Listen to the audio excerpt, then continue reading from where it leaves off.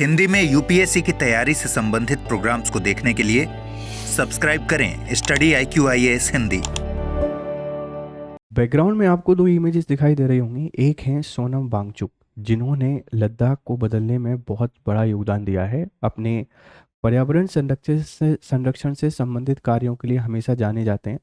इसी के साथ में अभी चर्चा में है राजद्रोह के आरोप इनके ऊपर लगे हुए हैं। हालांकि आप सबको पता है कि एक व्यक्ति जिसने शिक्षा व्यवस्था को बेहतर करने के लिए इतने सारे काम किए हों, ग्लेशियरों को बचाने के लिए काम किया हो, वो व्यक्ति राजद्रोह के काम तो नहीं कर सकता, हम सबको पता है। वो तो लद्दाख जो प्रोटेस्ट है, लद्दाख की शेड्यूल 6 में शामिल होने की जो मांग है, इसकी लीडरशिप के कारण इनको शायद जेल में रखा गया है। दूसरी जो इमेज है वो लद्दाख की है। लद्दाख बहुत ही सुंदर है। इस लद्दाख को बचाए रखने के लिए, इसको सुंदर बनाए रखने के लिए सोनम वांगचुक के द्वारा जो प्रोटेस्ट किया जा रहा था, उसकी कीमत उनको जेल के तौर पर मिली है। ये चर्चा में है। चर्चा में क्यों है? आप सब लोग जानते हैं कि टाइम मैगजीन अपनी लिस्ट जारी करती है 100 ऐसे लोगों की जिन्होंने पूरी दुनिया को प्रभावित किया हो। उसमें रिसेंटली सोनम वांगचुक को शामिल किया गया है पर्यावरण संरक्षण के प्रयासों के कार्यों के लिए। आज हम इनके बारे में सारी बातें समझने की कोशिश करेंगे। सोनम वांगचुक कौन है, कहाँ से इनकी शुरुआत हुई, क्यों चर्चा में है, कौन कौन से पुरस्कार इनको मिले हैं। आप ऐसे समझिए कि पर्सन है न्यूज़ का ही ये हिस्सा है। स्वागत है आप लोगों का। मेरा नाम है गौरव शर्मा। हम आपसे जनरल स्टडीज़ के ढेर सारे टॉपिक डिस्कस करते हैं। आप इसको यूज़ कर सकते हैं स्टेट से रिलेटेड इश्यूज़ में, मामले में, पर्सनालिटीज़ को लेकर, या टाइम मैगजीन से संबंधित मुद्दों में आप इस आर्टिकल को यूज़ कर पाएंगे। चलिए शुरू करते हैं आज की कहानी को। उससे पहले आपके लिए एक इम्पॉर्टेंट अपडेट ये है कि आप हमारे इस टेलीग्राम चैनल को ज्वाइन कर लें। यहाँ PDF आपको मिल जाते हैं, PDF के साथ में अपडेट मिल जाते हैं। ये पूरी खबर क्यों हम आपके सामने लेकर आए, जरा आप इसको समझिए। ये है गीतांजलि, और गीतांजलि हैं सोनम वांगचुक की वाइफ।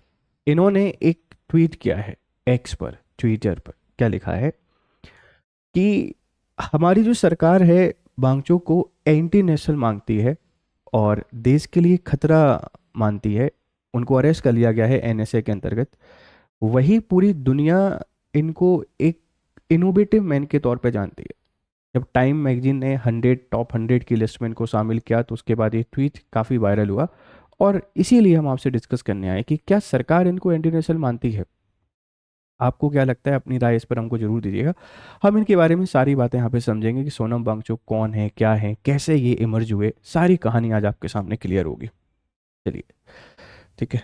ये खबर है सोनम वांगचुक टाइम मैगजीन के 100 प्रभावशाली लोगों में शामिल। पत्नी बोली कि हमारी सरकार उन्हें एंटी नेशनल बता रही है। लद्दाख हिंसा के मामले में जेल में हैं सोनम वांगचुक। काफ़ी चर्चा में रहे हैं। अभी से नहीं है, 2019 में जब लद्दाख को एक UT बनाया गया था, उसके बाद से ये हमेशा चर्चा में रहे। क्योंकि जब लद्दाख को UT बनाया गया, सेपरेट आइडेंटिटी लद्दाख को मिली, तो उसके बाद सरकार के सबसे बड़े जो तारीफ करने वाले लोगों में से एक थे। क्योंकि लद्दाख के लिए हमेशा से लड़ते रहे हैं सोनम वांगचुक, और उनकी एक इच्छा कि लद्दाख की अपनी एक सेपरेट आइडेंटिटी हो, वो पूरी हुई। तो सरकार की बहुत तारीफ की, बहुत सराहना किया सरकार के कार्यों का। लेकिन अभी पिछले कुछ दिनों से शेड्यूल 6 में शामिल होने की जो मांग कर रहा है लद्दाख, उसको लेकर सरकार और सोनम वांगचुक के बीच में थोड़ी चीज़ें सही नहीं चल रही हैं, और पिछले कई दिनों से जेल में है, और उनकी सुनवाई भी चल रही है सुप्रीम कोर्ट में। सरकार के आरोप हैं कि विदेशों से फंडिंग जो ली जाती है, उसका उपयोग शायद हिंसा भड़काने के लिए किया जाता है।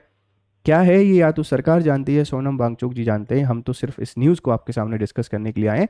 हाँ, बट इतना मुझे पता है कि सोनम वांगचुक जैसे लोग कभी भी ऐसी किसी एक्टिविटी का हिस्सा नहीं बन सकते जो देश के खिलाफ हो या एंटी नेशनल हो। मे बी कोई मिसअंडरस्टैंडिंग हो सकती है, मे बी किसी के द्वारा फंसाए जाने की साजिश हो सकती है, बट एंटी नेशनल एक्टिविटी हम कभी भी उम्मीद नहीं कर सकते हैं सोनम वांगचुक से। इतना मुझे पता है। बात की कहानी क्या है ये तो समय के साथ ही पता चलेगा, राइट। चलिए लद्दाख के मैप को देख लीजिए। हमारा लद्दाख है, और आप जानते हैं कि एक साइड ये चाइना के साथ अपना बॉर्डर शेयर करता है, ये तिब्बत वाला हिस्सा है, और इस साइड आप लोग देखेंगे तो ये अफगानिस्तान के साथ यहाँ पर आप सब लोग जानते हैं, और फिर ये अपना पाकिस्तान। तो लद्दाख की जो स्ट्रेटजिक इंपॉर्टेंस है ये काफ़ी ज़्यादा है, आप सबको पता है। काफ़ी ज़्यादा मतलब बहुत ही ज़्यादा है। ध्यान रखिएगा, 3 साइड से आप लोग देख सकते हैं कि एक तरफ अफगानिस्तान है, एक तरफ पाकिस्तान है, एक तरफ चाइना है, तिब्बत को चाइना अपना ही हिस्सा मानता है। तो रणनीतिक तौर पे काफ़ी इंपॉर्टेंट है, इसकी स्ट्रेटेजिक इंपॉर्टेंस बहुत ज़्यादा है, क्योंकि हर जगह से हमको जो सिक्योरिटी है, बॉर्डर सिक्योरिटी है, उस पर बहुत काम करना पड़ेगा। दूसरा, इसकी इंपॉर्टेंस इसलिए भी है क्योंकि यहाँ पर हमको ढेर सारे ग्लेशियर देखने को मिलते हैं, ढेर सारे ग्लेशियर देखने को मिलते हैं। और ग्लेशियर आप सबको पता है कि कितने इंपॉर्टेंट हैं अपने रिवर सिस्टम को जिंदा बनाए रखने के लिए, सर्वाइव करने के लिए ग्लेशियर्स का होना बहुत ज़रूरी है। लेकिन जिस तरीके से क्लाइमेट चेंज हो रहा है, जलवायु परिवर्तन हो रहा है, उससे सबसे ज़्यादा खतरा हमको कहाँ देखने को मिल रहा है? ग्लेशियर से। और यही सबसे बड़ी लड़ाई है सोनम वांगचुक की, कि आप लद्दाख में जिस तरीके से डेवलपमेंट कर रहे हो, न्यू न्यू प्रोजेक्ट लगा रहे हो, उसके कारण कार्बन डाइऑक्साइड का उत्सर्जन बढ़ रहा है। और कार्बन का उत्सर्जन बढ़ेगा, CO2 का उत्सर्जन बढ़ेगा, तो सीधी सी बात है कि हमारा जो टेम्परेचर है वो राइज होगा, और इसके कारण सबसे ज़्यादा नेगेटिव इम्पैक्ट पड़ेगा ग्लेशियर्स पर। लद्दाख पूरी तरीके से बर्बाद हो जाएगा। बहुत सुंदर और बहुत शानदार अपनी वैलीज के लिए, घाटियों के लिए जाना जाता है, ध्यान रखिएगा। लेह आपने बहुत सुना है, लेह लद्दाख ये हमेशा चर्चा में रहता है, ठीक है। लेह की हम लोग बात करते हैं, लद्दाख की हम लोग बात करते हैं, आप इनको बहुत बढ़िया तरीके से जानते हैं, बहुत बढ़िया तरीके से जानते हैं, इस बात को थोड़ा सा ध्यान रखिए। ये पूरा हमारा लद्दाख है और ये आपका पूरा कश्मीर यहाँ हमको देखने को मिल रहा है, ठीक है, जम्मू कश्मीर हमको देखने को मिलेगा, राइट। चलिए अब देखो, सोनम वांगचुक की हम लोग बात करते हैं, तो जीवन, योगदान और नवाचार। पूरा नाम है सोनम वांगचुक। जन्म हुआ 1966 में अलची के पास, लेह जिला लद्दाख। 1966 में इनका जन्म हुआ, लेह जिला है लद्दाख का, यहाँ पर जन्म होता है। पेशा इनका क्या रहा है? इंजीनियर रहे हैं, शिक्षाविद रहे हैं, पर्यावरणविद रहे हैं, और कार्यकर्ता। इनकी मुख्य पहचान क्या है? बेसिकली शिक्षा सुधारक और आइस स्तूप के आविष्कारक के तौर पर इनकी जो मुख्य पहचान है वो शिक्षा सुधारक और आइस स्तूप के निर्माता के तौर पर इनको जाना गया है। तो बेसिकली इंजीनियर रहे हैं, शिक्षा के लिए काम किया है। आपने 3 इडियट मूवी देखी होगी, उसमें जो फुंगसुक वांगडू करके किरदार है जिसको आमिर खान ने प्ले किया है, वो यही व्यक्ति हैं। बहुत ही इनोवेटिव मैन रहे हैं और पर्यावरण संरक्षण के लिए हमेशा इन्होंने काफ़ी अच्छे प्रयास किए हैं, शिक्षा सुधार के लिए भी काफ़ी अच्छे प्रयास किए हैं। प्रेरणा स्रोत फिल्म है 3 इडियट्स का किरदार फुंगसुक वांगडू उन्हीं से प्रेरित है। जो फुंगसुक वांगडू है ये इन्हीं से प्रेरित था, इस बात को थोड़ा सा ध्यान रखिएगा। प्रारंभिक जीवन और शिक्षा, गांव में स्कूल न होने के कारण 9 वर्ष की उम्र तक औपचारिक शिक्षा नहीं मिली। माँ ने घर पे ही बुनियादी शिक्षा दी। देखो शुरुआत कितनी लेट हुई, गांव में कोई स्कूल नहीं था, इसीलिए एजुकेशन नहीं मिल पाई। बाद में श्रीनगर और दिल्ली के केंद्रीय विद्यालय में अध्ययन किया। NIT श्रीनगर से मैकेनिकल इंजीनियरिंग में बीटेक किया है। जो NIT श्रीनगर है, यहाँ से मैकेनिकल इंजीनियरिंग में इन्होंने बीटेक किया है, इस बात को ध्यान रखिएगा। तो काफ़ी इंपॉर्टेंट पर्सन है, बहुत ही इंपॉर्टेंट व्यक्ति रहे हैं। शिक्षा सुधार के क्षेत्र में उन्होंने क्या कार्य किया है? SECMOL एक इनके द्वारा बनाया गया एक संगठन आप कह सकते हैं, student education and cultural movement for Ladakh. ये SECMOL क्या है, इसका फुल फॉर्म आपसे कोई पूछ सकता है। ये 1988 में इसको बनाया गया। स्थापना भाई और 5 साथियों के साथ मिलकर। उद्देश्य है लद्दाख के सरकारी स्कूलों में शिक्षा की गुणवत्ता सुधारना। प्रयोग सासपोल हाई स्कूल में सुधार, मॉडल के तौर पर उसको डेवलप किया गया। एक स्कूल का नाम है सासपोल मॉडल स्कूल। बाद में ऑपरेशन न्यू होप चलाया, इसकी शुरुआत की। स्थानीयकृत पाठ्यक्रम, शिक्षकों का प्रशिक्षण, ग्राम शिक्षा समितियों का गठन। तो SECMOL एक स्टूडेंट ऑर्गेनाइजेशन आप इसको कह सकते हैं, इसके थ्रू शिक्षा में सुधार लाने के लिए प्रयास किए। बाद में ऑपरेशन न्यू होप चलाया, इसके थ्रू पूरी शिक्षा व्यवस्था में बदलाव लाने के लिए कई सारे प्रयास किए गए। तो शिक्षा व्यवस्था पर आधारित हमेशा इनके प्रयोग रहे हैं।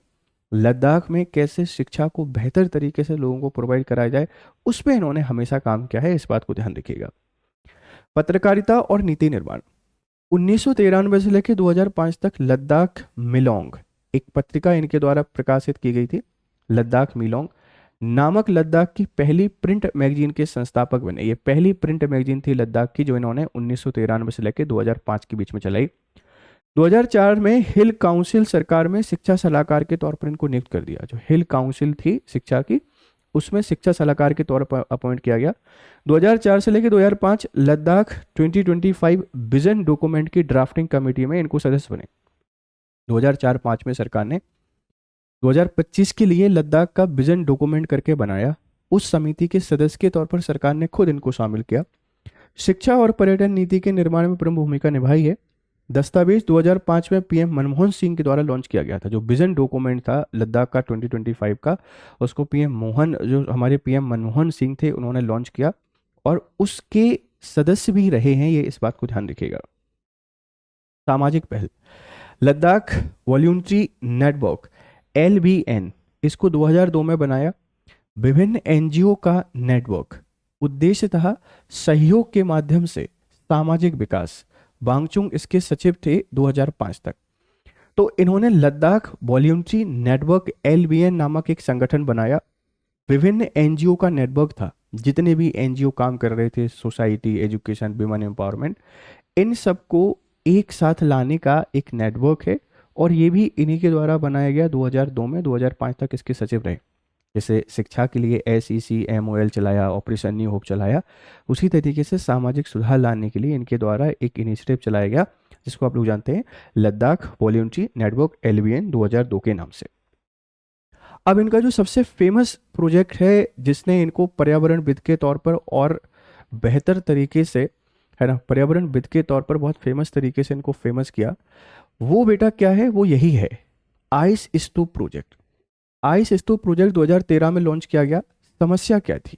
लद्दाख में अप्रैल मई में सिंचाई के लिए पानी की कमी। समाधान, कृत्रिम ग्लेशियर, आर्टिफिशियल ग्लेशियर का निर्माण किया। सर्दियों में पानी स्टोर करते थे, गर्मियों में धीरे धीरे इनका पिघलना होता था। पहला सफल प्रोटोटाइप 2014 में बनाया, 2 मंजिला, 1,50,000 लीटर क्षमता का। वैश्विक मान्यता तकनीक को हिमालय और आल्प क्षेत्रों में अपनाया गया। इन्होंने जो आर्टिफिशियल ग्लेशियर बनाए, उस आर्टिफिशियल ग्लेशियर तकनीक से लद्दाख की जो सिंचाई की पानी की समस्या थी, इरिगेशन जो प्रॉब्लम थी, उस इरिगेशन प्रॉब्लम का सॉल्यूशन मिल गया। और पहला प्रोटोटाइप उन्होंने 2014 में बना दिया। 2 मंजिला एक ग्लेशियर बनाया आर्टिफिशियल, उसमें बरसात और सर्दियों में पानी उसको रुकता था, बरसात में पानी भर जाता था, बाद में समय समय पर उससे जैसे गर्मी बढ़ेगी, जैसे ही वो मेल्ट होगा तो पानी सिंचाई के लिए यूज़ कर पा रहे थे। तो इनका एक बहुत बड़ा इनोवेशन माना गया है, वैश्विक लेवल पर इसको मान्यता मिली हुई है। तो आपसे कोई पूछ सकता है मेंस में कि आइस स्तूप प्रोजेक्ट क्या है, आप इसके बारे में थोड़ा सा ध्यान रखिएगा। HIAL, Himalayan institute for alternatives Ladakh, ये 2016 में बनाया। एक वैकल्पिक विश्वविद्यालय, एक ऑल्टरनेटिव यूनिवर्सिटी। उद्देश्य हिमालयी युवाओं को स्थानीय चुनौतियों, जिसमें जलवायु परिवर्तन, कम वर्षा के समाधान हेतु शिक्षित करना। आपने देखा होगा ना कि एक स्कूल बनाया था 3 इडियट में, आमिर खान के द्वारा, वो अलग ही लेवल पर टीचिंग दे रहे थे बच्चों को। उसी तरीके से इन्होंने एक इंस्टीट्यूट बनाया जिसको HIAL नाम दिया गया है, Himalayan institute for alternative Ladakh, 2016। इसका पर्पस था कि हिमालय के जो यूथ हैं, लद्दाख के जो यूथ हैं, उनको हिमालयन जो चैलेंजेस हैं इनके बारे में शिक्षित करना, जिसमें जलवायु परिवर्तन, कम वर्षा के समाधान हेतु शिक्षित करना था। लर्निंग बाय डूइंग, इसका कंसेप्ट था लर्निंग बाय डूइंग, आप सीखिए कर कर। शिक्षा, संस्कृति और पर्यावरण पर फोकस था। एजुकेशन, कल्चर और एनवायरमेंट पर बेस्ड एक इनिशिएटिव था जो इनके द्वारा शुरू किया गया। सोनम वांगचुक के जीवन, योगदान और नवाचार के लिए कुछ पुरस्कार मिले, जैसे 2018 में रमन मैग्सेसे अवार्ड मिला। इसको एशिया का नोबेल कहा जाता है शिक्षा, सुधार और नवाचार के लिए। तो रमन मैग्सेसे पुरस्कार कब मिला? 2018 में, और एशियास नोबेल के नाम से फेमस है। 2016 में रोलेक्स अवार्ड फॉर एंटरप्राइज मिला, है ना, Rolex prize for enterprise ice stupa तकनीक के लिए, ध्यान रखिएगा। 2019 में यूनेस्को के चेयरपर्सन या यूनेस्को चेयर अवार्ड मिला सस्टेनेबल डेवलपमेंट योगदान के लिए, यूनेस्को के उन्होंने चेयर किया। और 2023 में टाइम 100 इम्पैक्ट लिस्ट में वैश्विक प्रभावशाली व्यक्तियों की सूची में शामिल किए गए हैं, ये भी पर्यावरण संरक्षण के प्रयासों के लिए। एक व्यक्ति जिसका जीवन शिक्षा और नवाचार को समर्पित रहा है, जिसने आर्टिफिशियल ग्लेशियर बनाकर लद्दाख की पानी की समस्या का समाधान निकालने का प्रयास किया है, जो लद्दाख के विकास के लिए, लद्दाख के यूथ के भले के लिए हमेशा प्रयास रहे हैं, वो व्यक्ति क्या देशद्रोह जैसी गतिविधि में सम्मिलित हो सकते हैं? आपको क्या लगता है? आपकी राय हमको यहाँ पे जरूर बताइएगा। जाते जाते आपके लिए कुछ सवाल हैं, इस सवालों के जवाब आपने देना है। ये इन ब्रीफ सारी बातें यहाँ पे लिखी हुई हैं कि 1994 में इन्होंने ऑपरेशन होप, मतलब सारी बातें यहाँ से लिखी हुई हैं कि कहाँ से इन्होंने क्या किया। 1988 में student education and cultural movement of Ladakh की शुरुआत कर दी। 1993 से लेकर 2005 तक लद्दाख का एकमात्र प्रिंट मैगजीन चलाया। 1994 में ऑपरेशन न्यू होप की शुरू किया। 2001 में हिल काउंसिल ऑफ गवर्नमेंट में शिक्षा सलाहकार नियुक्त किए गए। 2002 में लद्दाख वॉलंटरी नेटवर्क LVN की स्थापना की, जो लद्दाख के NGO का एक नेटवर्क था। 2004 में लद्दाख हिल काउंसिल गवर्नमेंट के विजन डॉक्यूमेंट 2005 की ड्राफ्टिंग कमेटी में नियुक्त किया गया। बहुत सारे काम इनके द्वारा किए गए और अंत में अभी क्या है, अभी देशद्रोही गतिविधि के लिए जेल में है। आपको क्या लगता है? आपकी राय इस पर हमको जरूर दीजिएगा। ये सवाल है, इन सवालों का जवाब आप लोग देना कि सोनम वांगचुक का संबंध किस क्षेत्र से है, मेनली किस क्षेत्र से संबंधित है। ऑपरेशन न्यू होप किससे संबंधित है आपने बताना है। और ये क्वेश्चन है कि जो सोनम वांगचुक के इनोवेशन है ये किस तरीके से सस्टेनेबल डेवलपमेंट और जो एजुकेशन है इसमें रिफॉर्म लेके आ सकते हैं हिमालय रीजन में। ये आपको 250 वर्ड में इसका आंसर भी लिखना है, ठीक है। ये हमारा टेलीग्राम चैनल है, आप इसको ज्वाइन कर लीजिए। यहाँ पर आपको इन क्लासेस की अपडेट एंड PDF मिल जाता है। आपके वैल्यूएबल फीडबैक हमको दीजिए जिससे हम मोटिवेट हों और बेहतर काम करने के लिए। फिर मिलते हैं आपसे अगली क्लास में, तब तक खुश रहें, मस्त रहें। Have nice time, good day to all. Hindi में UPSC की तैयारी से संबंधित प्रोग्राम्स को देखने के लिए सब्सक्राइब करें स्टडी IQ IAS हिंदी।